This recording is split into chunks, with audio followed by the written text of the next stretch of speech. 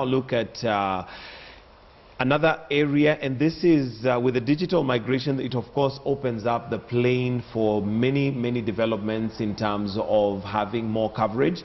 And we have Royal Media, who launched a vernacular station. It's not the first one. We have others. We have Jata, we have Three Stone, we have Cast TV. So it's not the first one, but I'd like us to look at vernacular stations, and especially given the timing. Now that we're going to 2017, Kenya is a very tribal so far country, and how those stations would operate. There's regulations too, but let's start off with, first of all, Ohito, maybe your thoughts on vernacular stations and how they can be objective.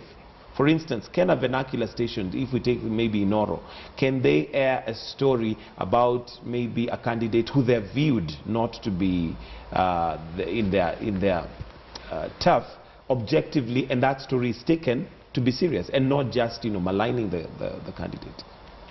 Very interesting question and debate already going on. I was in a meeting yesterday that was trying to look at the pros and cons of this. Yes, plurality there is. We are going to have more audiences and consuming content in their first language, which for me is a plus, and I think UNESCO should start thinking of awarding some media houses that direction. And two, it's going to be a very tricky decision on how they remain objective, fair, accurate, balanced, and giving a platform to people to say opposing versions. But if you look at the structures of the new tribal stations, they're only going for the big communities because therein there are numbers. The power of advertising is likely to be, generated and proceeds made thereof. And the communities who have been marginalized traditionally from independence by mainstream media houses still remain marginalized. I would have loved to hear TV station about Somalis, Turkanas, Samburus, Kurias and Tesos, for example. But the main media houses, I think they're looking at numbers and the business that may like. Again, at the end of the day, the person who writes the check. Yeah, the bottom line. So what it will do, we all know the contribution of vernacular radio stations to fanning ethnic emotions and fueling to some extent violence, which we witnessed in the 2007-2008 election. And whether these stations, both TVs and radios, will be capable of doing fair, balanced stories that really do not whip up emotions remains to be seen, but it will be very difficult. I'm trying to imagine how, for example, Njata and Inoro will give fair and equivalent airtime to an opposition candidate running against Uhuru Kenyatta. I'm trying to imagine how Ramogi TV, broadcasting in the Luo, may give a competitor of Raila Odinga, who is Luo, a fair coverage, balanced platform in that profiling of the stories.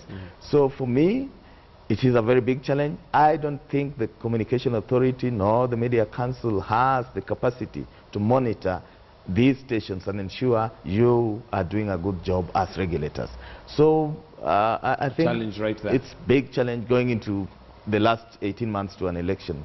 We must really make sure that they don't do the things that happen in Tuoso. Dr. Buka?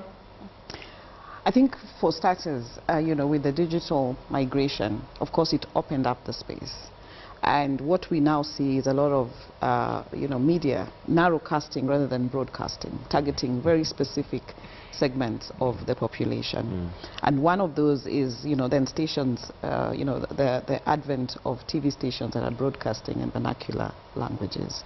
But the motivation behind this and the proponents of these stations have commercial interests. And that then becomes a driving force. Ohito said something earlier that, when they're thinking of, for example, when a newspaper is thinking about a headline, who are they thinking about? The audience. And that's the same kind of mindset that is going into the establishment of these stations. That, your target audience then becomes the driving force and the motivation for the kind of content that you're going to have. Deliver. And so it would be interesting to see, what is it that is in place to ensure that the content that is in these media houses, does not fuel, the kind of conflict that we saw in 2007, 2008 from radio stations.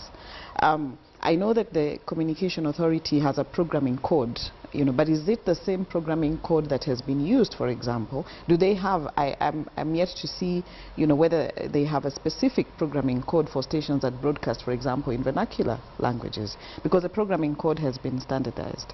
And that then points towards, certain challenges in terms of monitoring, in terms of ensuring that the kind of coverage that, the kind of stories that these stations are going to cover are all encompassing in terms of diversity of content. Because the audience that attends to that particular station has a certain expectation. If I'm going to sit down to watch Inoro, for example, there are certain there's certain content that I expect. If I'm going to sit down and watch Ramogi television, there's certain content that I expect to see.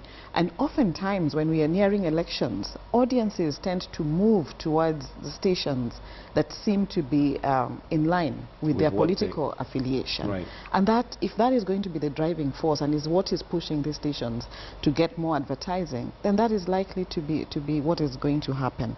I know that there has been Media Council and the Communication Authority do monitoring, but the way that that is done is by sampling content, and that in itself, in as much as from a researcher's point of view, is justified.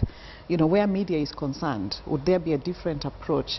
Because sometimes in sampling you might lose out on certain segments of the content that would be what you should be looking for. Right, and to regulate. Yes. Gadara, in terms of the challenges that we are likely to see with mushrooming of these stations, and like Ohito mentioned, one of the things is that, of course, because the driving force here is also the ability to pay for the stations, is that we are obviously going to see the main communities, first of all, have their stations launched, and the marginalized remain silent. Well, yes, I think, lots of what's going on with vernacular stations, which, by the way, I should preface my statement, my comments by saying that there's really no difference between broadcasting in English and broadcasting in Kikuyu or Luo or whatever. Fundamentally, there's no difference. It's just that there are many more people who know English than know Luo. But that said, we really need to be careful about the realities that then are painted by these stations. I think the biggest fear for me is that you get such a polarized situation such as we had in 2008, where audiences are being fed what they want to hear, and things are being taken to extremes, if you will, because the media, instead of really being objective and explaining the reality, is pandering to the audience, as Ohito suggested it's doing. So I think we really need to bedrock look at our journalistic skills, experiences, and ethics, and how the media that's actually existent at the moment is applying those. So that when we go to a situation where it's much more spread out, do we have a bedrock understanding of what the ethics or the practices are? Do we have the capacity, as has been mentioned by these two, to monitor and enforce things like the code of conduct, etc.? I think it's quite important that we look at that. Finally, I think we need to, a lot of this is happening in the private broadcaster space. We need to be asked about the role of our public broadcaster, our KBC, who we actually pay for. And I think they used to have, I don't know whether they still do, lots of sort of vernacular broadcasts. To this continue, and going to your question about the supposedly marginalized communities, that the public broadcaster could step in here and pick up the slack where it's not, and it needs to institute a programming for communities that don't have their own, because the whole point is to ensure everybody is reached. But as I'll say again, we need to be careful that we're not creating different realities for different people. Okay. All right, we've concentrated a lot on possibly the challenges. Dr. Buka, are there advantages that you see of having these vernacular stations? There must be some, surely. I think there are advantages, but before I talk about the advantages, one of the perceptions is that it's journalists who are going to work in these vernacular stations, which might not necessarily be the case, because the first criteria is, can you be able to competently, communicate in that language. Absolutely. And a number of the journalists that we are churning out today are not able to competently communicate in their, what you'd call their, their native languages. Their vernacular is Sheng and is English and, Swahili at best. And so how do you then recruit the kind of people that are going to work in these vernacular stations? The first criteria is, do they understand and can they communicate in the local language? And most of them, most of those are not people who have gone to, to journalism schools, and so might not be conversant with what the ethical expectations of the practice is. And so that in itself presents a challenge. But the upside of it is that, you then are able to communicate to people who for a long time have been disadvantaged as a result of language.